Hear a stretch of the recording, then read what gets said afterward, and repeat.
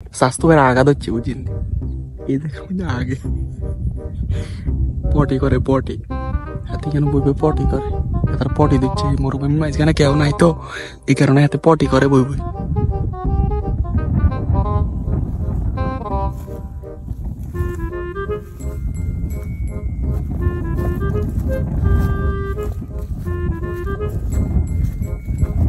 আরে বলিস তুই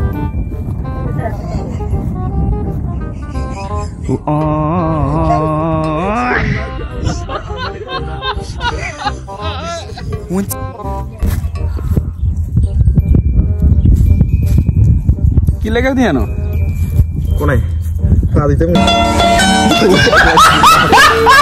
জুতা খুলে আতো দেখ না কি পরিমাণ মনে কর। আশা করি এই ভিডিও ভাইরাল হইব। অনেক পানিও আসছিল মজাও আসছিল। প্রচুর আসছে প্রচুর। চুরি মা খাইছি তো নগদে ধরে গেছে। আসলে মরুভূমিতে না আগাটা হালাল আরাম আরামে দিকে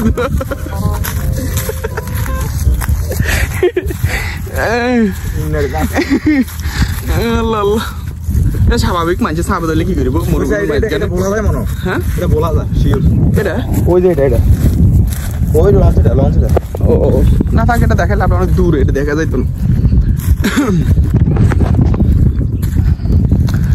ও রে শাম্পানের মাইয়া ধরো নাইয়া